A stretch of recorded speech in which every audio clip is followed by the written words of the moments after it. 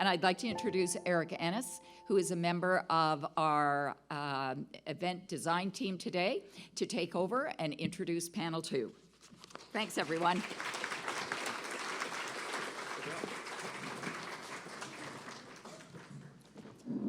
Thank you very much. So if panel 2, you'd like to make your way up. Hello. We have joining us, just so we can stay on time, our moderator, Jillian Fairley. If you'd like to raise your hand. There we go. Thank you, Jillian. Jillian is the General Manager of Community Futures South Georgian Bay.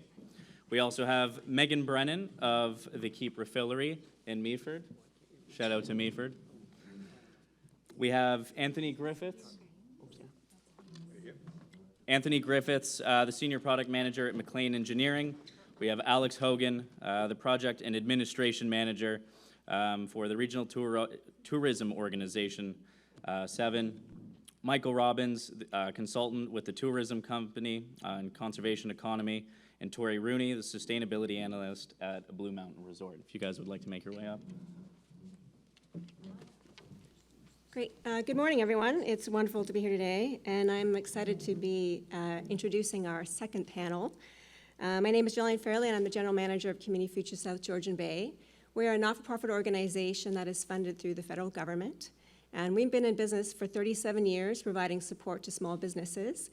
And we do that through loans, we do that through mentoring and coaching, we support events like this one and run our own events, and also work on several community economic development projects.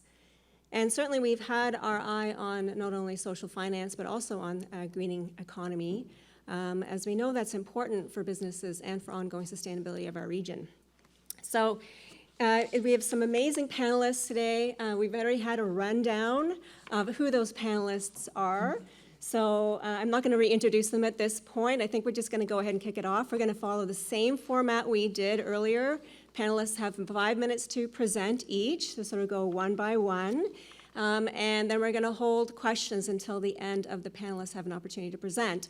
And certainly what's so exciting too is we've heard, from the municipal perspective earlier this morning, but now we get to hear from the business perspective. And there's a wide variety of businesses here, and many are showing us that they are leaders in what they are doing, that they're passionate, and that you can implement green solutions and have a focus on both innovation and the green economy in how you approach your business and how you approach your work.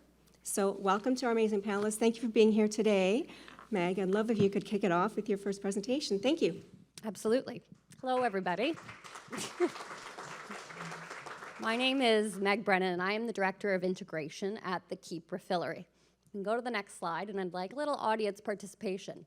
How many of you out there have heard of a refillery? Hey, okay, keep your hands up.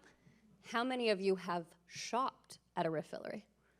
Ah, that's pretty good, amazing. So for those of you that didn't have your hand up, we are basically, think of the bulk barn, but for all your personal care and home care cleaning needs. So anything from your multi-purpose cleaner to your shampoo, your conditioner, whatever it might be, we are your low-waste option to clean your home and your body. So you're able to bring in any container into our shop to refill and prevent anything from going to the landfill. So our number one goal is to reduce single-use plastic. Okay. Sorry, next slide. Our founders, Jackie Rushlow and Andrew Murray, they live in Dunedin. They started out their careers in TV, and while working in third world countries, actually Jackie fell into a ditch full of trash. And as she looked around at the trash, she realized all that trash wasn't from that country. It was actually imported to them from our country. So horrified by what she saw, she felt she needed to start to instigate some change that was tangible for people in our communities to do every day in their lives. So she founded the Keep Refillery 4 years ago with our first location in Creemore. We have since expanded to Meaford, Kingston, and recently did a 6-month pop-up in Toronto. What grounds everything we do are the core values that you see here in front of us. So the first is that we trust that we close the loop. And this is a new concept that we're working hard to educate people on. So closing the loop means that not only are we asking our community to be more conscious about how they're purchasing and what their waste consumption is, we are also holding our suppliers accountable. So if you come into one of our refillery, you'll see a huge wall of 20-liter plastic jugs. So you're thinking plastic, we're trying to avoid plastic. So yes, that's true, but what we do is all our suppliers are responsible for taking back that container, washing it out, and reusing it, essentially closing the loop. Second, it's around community. We believe in being active participants in our community. In the first slide, you saw a picture of a bunch of kids. Last year for Earth Day, we had class field trips to our school, or to our shop from our local schools, where community members could bring in their own containers, and we educated children on what refilling is and how they can be responsible for their own waste, and it was a huge success. Third is about education and accountability. So we want to be a place where we can educate people in a kind way about how to make better purchase decisions to reduce their own waste. And as I just mentioned, the last is kindness. We're not a place for shaming. You don't change habits by shaming people. We're somewhere where everyone can have open communication and conversations about how we make positive change for our planet. Next slide. So why? I mean, I don't think I need to harp on this to this group, but nearly 3 million kilograms of plastic waste is being generated in Canada alone every day. That is astounding. Canada, the average Canadian household produces 80 kilograms of single-use waste, and the list goes on. And one of the most shocking stats, I think, is lots of people think, well, sure, this is a plastic bottle. It says on the bottom, I can recycle it, so what's the harm? Only 9% of those single-use plastics actually get recycled.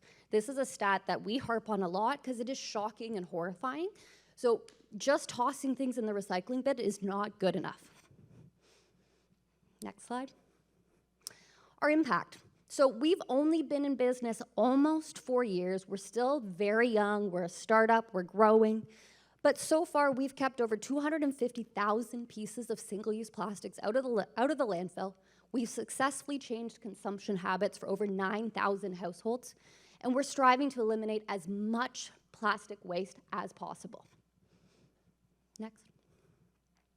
What does the future look like for the Keep Refillery? So with our 3 locations plus our pop-up, we will be entering the franchise world. Our goal is to have a Keep Refillery in every community in Canada within the next 5 years, North America, the next 10 years. And there's nobody doing it right now, unfortunately. Nobody that has the strength behind us. We're very fortunate to have an amazing board of directors that helps to guide us in all the decisions that we're making so that we are continuing to charge forward. Then, secondly, accommodation partnerships. This year, we expanded into partnerships with hotels. Our first hotel that hopped on board is Langdon Hall, not in our area, but they were taking a leadership role. So we are offering zero waste, low waste options for hotels, which actually represent 9% of plastic waste, which is shocking. And then our last one, but there we go, e-commerce, thank you, is expanding our online shopping. So refilling online is a challenge that we're working through. Shipping is very expensive. What we do to offset that is for every online order placed, we plant a tree. So look out for us, we're coming. Here's a shot of our Creemore location. In case you didn't catch that, we're Creemore, we're Meaford, and we're Kingston. So hopefully to see everybody there at some point. Thank you.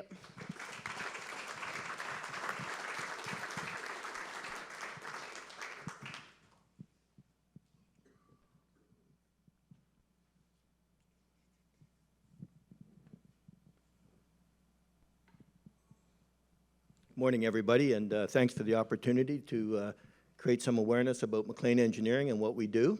And you people are much better looking and smarter looking from up here, so that's how we'll start the morning off like that. McLean Engineering is a local company here founded by Don McLean. He's got his own name plaque back there on the bar. He started it in his apple orchard just down the street over here in Clarksburg. And we've grown to, when I started with the company, there was 45 people. We're now approaching 1,200 people. And we have a global footprint in just about every mining camp in the world. and we continue to grow, and right now we're the largest Canadian original equipment manufacturer of underground mining equipment, so we're pretty proud of that. We just hit our 50th year, so we seem to be picking up speed.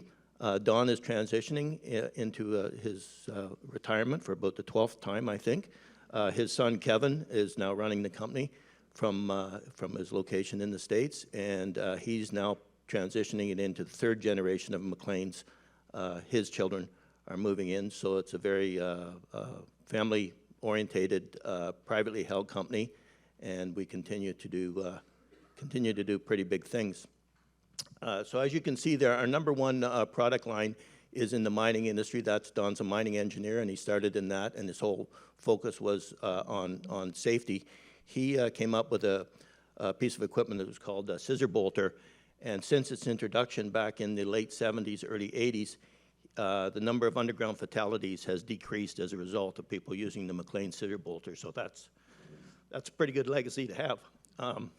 And we continue with safety being in forefront, and we've now branched out into several different product lines, mining still being the biggest one. We have an environmental line called Eco-Environmental, which processes non-plastic containers. We just do aerosols, and we capture all the material inside the aerosol so that you have the metal, the propellant, and the goop that's left over, and all three of them can be repurposed and reused and recycled. That current market is going over extremely well in Europe. You cannot landfill in Europe, so our machine is taking off great guns there. It's having recent success in certain states down in the United States, and we have 2 units operating in Canada, which is a little bit of a disappointment. As there's 80 million, last time I did a study, there was 80 million aerosols per year in Ontario, and our machines, we know how much they process, and they're not processing all those. So we know a lot of that is going to the landfills. So all the propellant, whether it's butane or propane or whatever you have, is leaching out into the landfills, and you're having to extract additional fossil fuels for new fills. So we've had a lot of success with medical puffers. We can recycle that and capture that propellant in there and reuse that. So that's a huge savings, and it prevents that from being lost and vented to the atmosphere. Currently, in Ontario, you can take a propane. A lot of recyclers take the aerosol and puncture it, and everything is vented to atmosphere, and everybody thinks that's all right. We don't feel it is. Our third line is in the municipal market, which we do snow plows and sidewalk sweepers. You may have seen them around in certain communities. That has been a tough slog. That particular, we're very competitive priced, and municipalities are always challenged with their budgets and what have you. But it is a third line for us, and we're coming out with our new unit in that particular product line. So if you can move to the next slide, please. There's some of the pictures of our underground, and I show this. I took this picture as we were just passing the 3-kilometer mark underground at a mine in northwestern Quebec. So when you go into that kind of depth underground, you have all kinds of conditions, and you can see in this particular garage over here, that's a diesel unit running, and while the engine's running, you're emitting all your diesel exhaust in that enclosed space, and you can see the ventilation lines up above there. That's to diffuse the diesel particulate matter and keep the temperature in a workable state. That particular mine, if you turn that ventilation off, the temperature spiked immediately to 38 degrees Celsius and continued to climb. The rock temperature, if you were to put your hand on it, is somewhere in the 35 degrees C range. So the deeper you go, the hotter you get. So Don McLean came up with, if you see the screen, it doesn't come across very well. Don McLean came up with the machine to drill and put all that screen to support in the underground environment, because you get a huge amount of seismic activity underground and rock shifting. It's all solid rock to start with until you blast it as you need to get to the ore and create your service tunnels and all that. So you create some weak spots in the rock, and Don came up with this idea to reinforce the back, as they call it. It would be the roof of the tunnel, but in mining it's called the back, to reinforce the back and create a safe environment for people to operate in. So we were testing our battery vehicle there against a McLean diesel vehicle, and we found it outpaced the diesel unit on a number of fronts. The air was cleaner.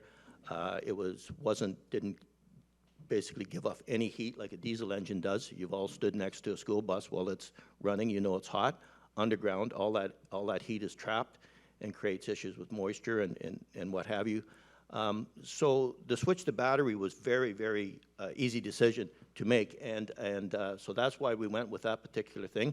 And then we're also working at that depth. We have to go to, it's almost impossible for people to work at some of those depths now, so we're going to a robotic operated machine, which is in the far corner there. So we continue to move ahead with our battery adoption. And final slide. So we're very innovative at McLean's, and what we found is that innovation is not a straight line, and you have to look at just not your product, but your innovation program has to include who you hire, how you compensate people, where they work, your purchasing programs. You really have to look at every part of your business and say, can we do this better? Because I was originally started out in the Collingwood Shipyard, and they did not innovate, and we all know where Collingwood Shipyard is now. So I was fortunate to end up working for a company that is innovative, and what we found is that if you don't innovate, someone's going to pass you, and you're going to be history. So don't do things as the way you've always done them. You got to look at things differently. And I'll end off there.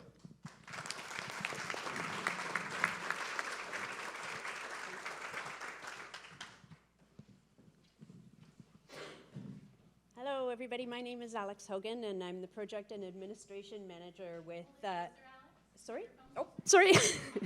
Project and Administration Manager with RTO 7. We are one of 11 RTOs across the province, and we have a mandate to work with tourism businesses and organizations in Bruce Grey and Simcoe counties. And sustainability has been on our radar for quite a long time now, but was really brought to the forefront by COVID, in which the financial resilience of many of our tourism businesses was really put to the test, and there are many of them that are still struggling today.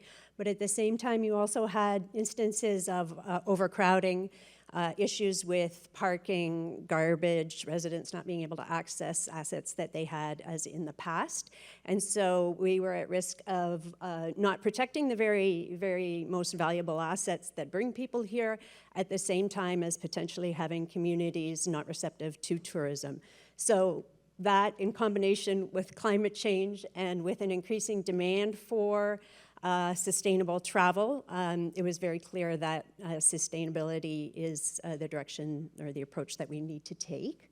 If you could just flip the slide, would be great. Thanks, Jess. So this is the pillars that we use, the lens that we use to look at sustainability. So you've seen this before, but the idea for us being very strongly that if the pillars are out of stack or one's short, that you then have a stool that is not stable. And so this needs to be our decision-making lens looking forward. And if we want tourism to have both a positive impact within our communities and also to have our communities being welcoming to tourists. We've been working on sustainability for quite a while now in our own operations, but we also have partnered on a number of sustainable tourism strategies, so with Northern Bruce Peninsula, and then most recently here in the Beaver Valley. And we secured, through COVID, we secured millions of dollars worth of FedDev funding that was specifically earmarked for tourism infrastructure to help with some of these issues that we have been encountering. And then most recently, we have been awarded a Green Steps Silver Sustainable Tourism Destination certification. So that's an internationally recognized, it's based on the UN Sustainable Development Goals, and is a very extensive assessment to establish a baseline of where you're at now, and then a commitment to improve your performance moving forwards. So we are just, we're laying the foundation. We recognize that this is a journey, not a destination, and that existing business models will we need to change moving forward. We could shift to the next slide, please. So just some examples of some of the things that would need to change. Decisions really need to be informed from a place of balance. And so that will mean seeking input from audiences that we haven't in the past, meaning residents and community groups, et cetera. We will need to take on a very much increased educational role, not just of businesses, but also of municipalities, of not-for-profits. Really, we're an enabler. And so a lot of this stuff is going to happen grassroots type initiatives. And what we are able to do is to help to provide data to make decisions around, tools, best practices, et cetera. We'll also need to attract visitors that have very aligned values with our values. And so no longer will we be seeking visitors that are just seeking to check off a bucket list item, but those that are really interested in learning about our communities and engaged with our communities. And then investment, ensuring sustainable funding sources. It's really important that we invest as required in order to responsibly manage the visitation that we are seeking.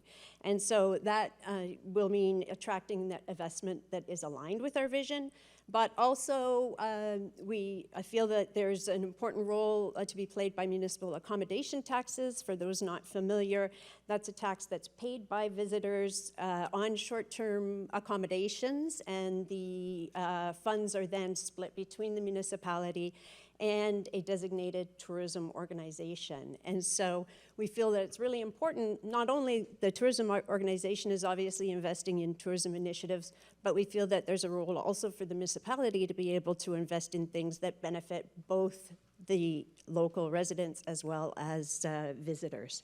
And so municipalities are also in a unique position because they're able to spend on capital, and so infrastructure, such as the things listed there, but also social issues to keep us all feeling safe, trying to talk through or work through some of the workforce challenges that we're encountering. So these are all possible uses of these funds. And we have about 4 of them now within the region that do have MAP programs, but there are many more that are examining them right now.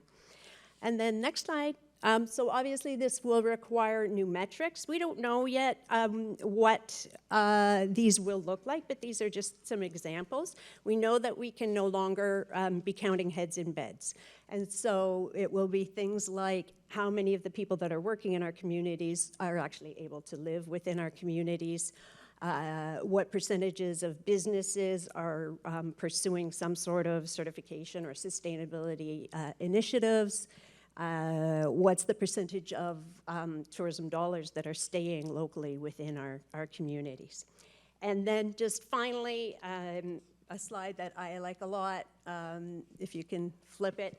This is obviously what we're talking about is much broader than climate change, but I thought it was fun. I think that events such as this one are really, really important in terms of providing a respectful environment that we can all get together and establish commonalities, and then start to build relationships and trust. So we feel that we are moving in the right direction.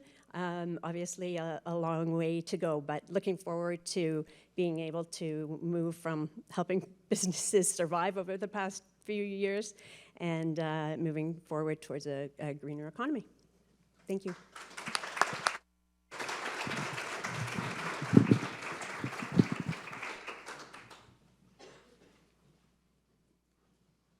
Okay, Mike Robbins. I'm a founding partner with the tourism company. Hopefully I can leave this on the stand.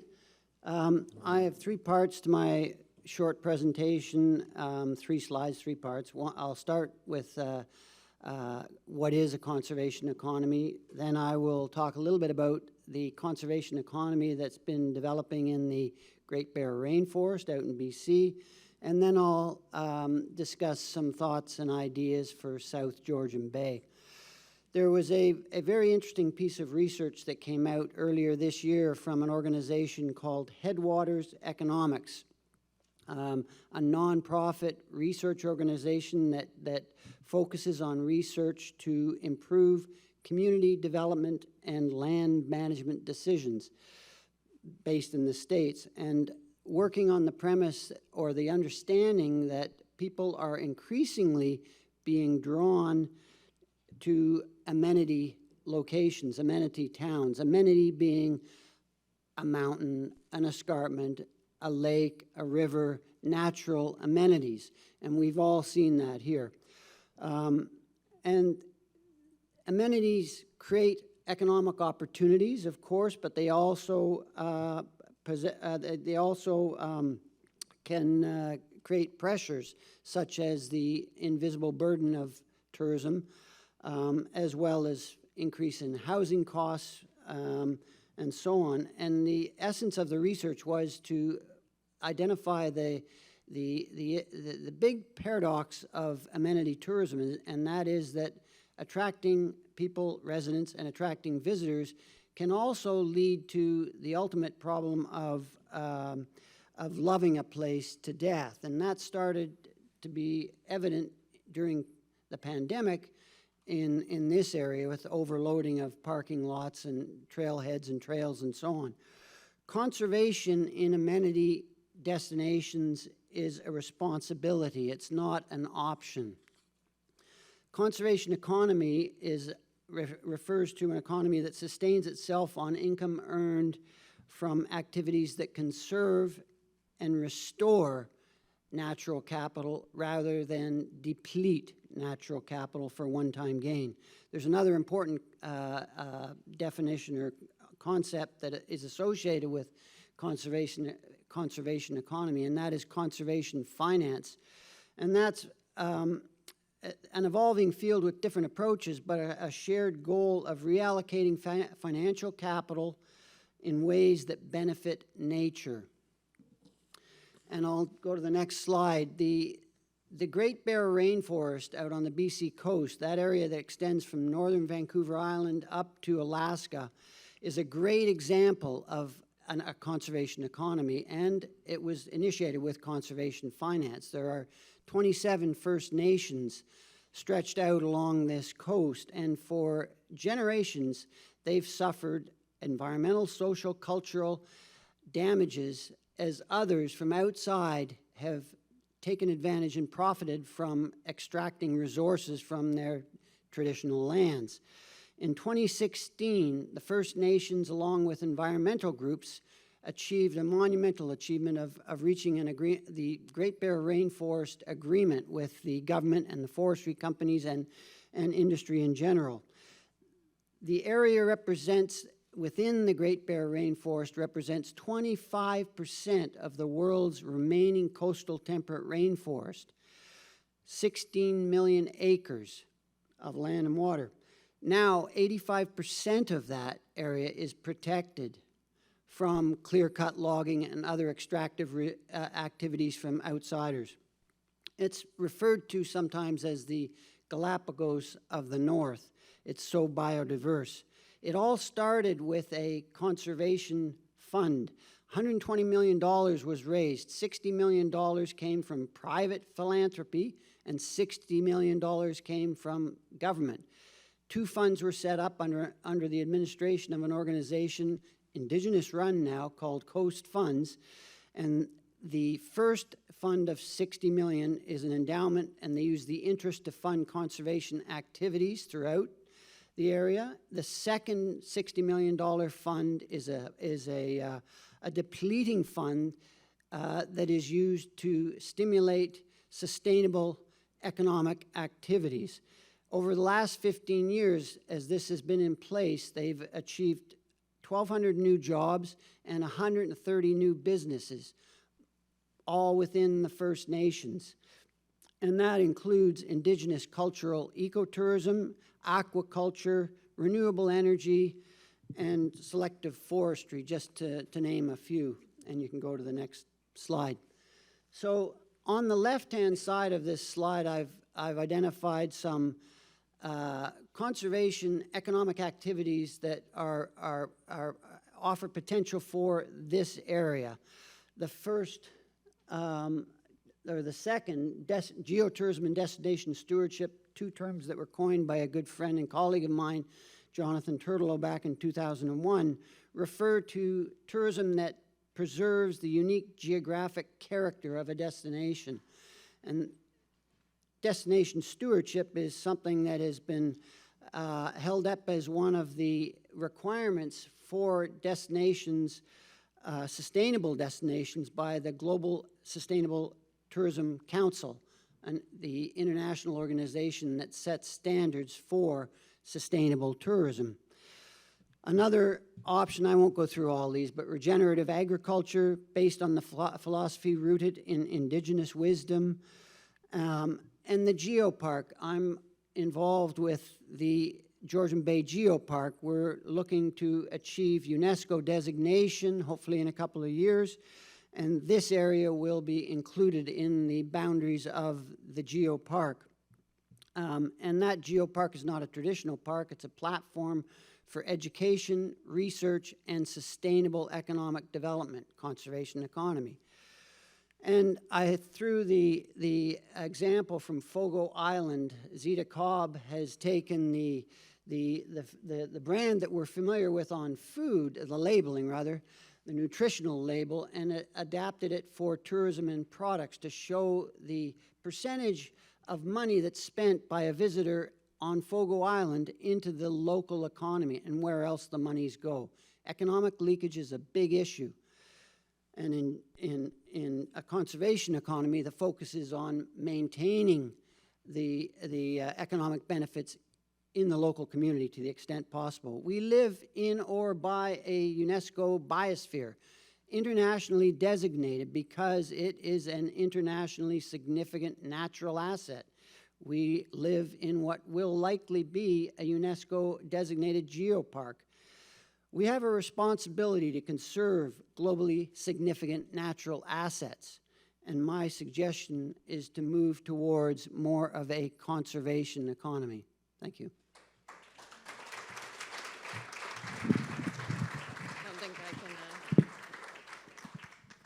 I don't think I can stay as still as you did with that. I move around too much to be able to have it in one spot. Hi everyone, I'm Tori Rooney from Blue Mountain Resort, and I'm the sustainability analyst. You can go to the next slide, thanks. Yeah, to start, I wanted to give everyone some foundational information about Blue Mountain Resort. So we are owned by Alterra Mountain Company. They own 16 ski resorts across North America, and this is absolutely the greatest thing because it gives us access to resources across North America. We're in a pretty lucky position, including myself, that I work with a team of sustainability leads, so a designated sustainability resource at each one of these 16 locations. So it's amazing to tackle the problems that we deal with and that we face with other people that are going through similar challenges and doing similar problems. I've heard a couple times today, it's not reinventing the wheel, it's kind of working together and working collaboratively. So Alterra has kind of set these ambitious 2030 climate commitments, and this is done off scientific-based targets. And what they've done is this through numerous greenhouse gas emission inventories across all of these resorts. They put together this amazing book. I don't know if anyone's seen it, but it's called The Forward Stance. And this is where they announced, it just came out a couple months ago, and this is where they announced their 2030 carbon commitments. And these are done on the scientific-based targets set by climate scientists.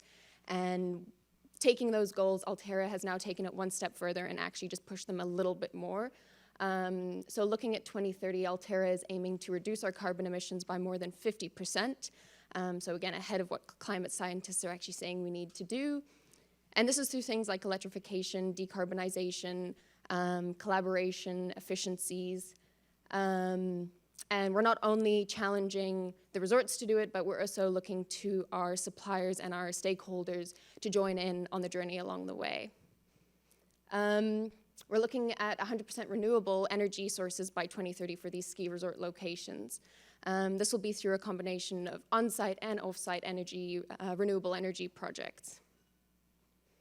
Achieving carbon neutrality, a big goal as well, but something very excited on working towards. Again, this consists of decarbonization, looking at our operations and taking those efficiencies where possible, and selecting high-quality carbon offsets that we can take advantage of. So these are the three things we're working towards for 2030 on an Altera perspective across all 16 resorts. But these are the driving forces that really then take, on a resort level, what we're working towards achieving and what we're going to look at doing in the next few coming years. So that takes us to our strategic direction for this next coming fiscal year that we run on. So taking us to July of 2024, we're aiming to reduce our carbon emissions by 8%. This is things like electrification of our fleet, future planning, kind of setting that baseline, gathering that information, really understanding at a resort level what we're doing and the impacts of that, and seeing where we can improve on. We're also looking to continue increasing our waste diversion and better water management software, tracking solutions, all these different places that we can implement advancements. And so while we have many areas that we can tackle and that we can focus on, we do recognize the importance on focusing and kind of aiming specifically at the high target issues that we can really make a big change on, because looking at the whole big picture, it definitely is an uphill battle, but it's definitely one we're wanting to do. So we're opting for choosing kind of those more specific tasks that we can look to make an improvement on. Next slide. So I could sit here for way longer than 5 minutes and talk about all the amazing things that we've done, both big and small. But to highlight, just in this last year, we reduced our natural gas consumption by 15%. We've opted to switch to a new vendor that we can recycle our receipt paper now. Regular receipt paper isn't actually recyclable. And so now, not only are we using a more sustainably procured product, and it can have kind of closing the loop, being recycled, we plant 2 trees for every case we purchase. So it's exactly like initiatives like this. When we take the resort at a big scale, we look for initiatives and ideas that really make a big change and an impact, because we have that scale, and it's not just one retail locations that is making that positive change. We have the ability to do it in base lodges, in those retail locations, in conferences, and really have together a bigger impact. So we've planted 700 trees just since implementing this recyclable receipt paper in December, and we're looking forward to see how that number continue to grow. We went through an extensive procurement of our audit of our procurement suppliers, specifically pertaining to gloves. So we're now actually procuring a more higher quality glove that's made more sustainably from factories that are using renewable energy sources. And we reconfigured the box that they actually come in, so they're now coming in 200 pairs in a box versus the 100 that they were coming in initially. And that reduced our shipping shipments that we received by 60% across the resort. We did a printer inventory, so we're now decreased our printing by 41%. This is over 40 printers across the resort that we've taken out, where we've revamped our way we do our operations, and we're trying to promote these practices that are better for not only a resort level, but practicing in the community. And then our waste diversion increased from 34% in FY22 to 37%. This is something we're just looking to continue to increase and expand. This is why this is one of our major focuses for the next coming year, because we understand the importance of continuing to look at what we're procuring, look at what we're using, but then also reducing what we're sending to the landfills. So our aims going into FY24, we're looking at things: waste management, energy efficiency, collaboration. We're really lucky and really fortunate, and especially in my role, I don't only get to work with our operations, but I get to have positive impacts on employees, and I get to have positive impacts on our guests. There's so many different ways we can make changes, and it's awesome that we'd be able to get to do it in so many different aspects, and electrification. This is all through technology and these new advancements and enhancements that come through not only Altera, but on a resort level, that we're so excited to get to see where the direction of the ski industry goes. Yeah, thank you.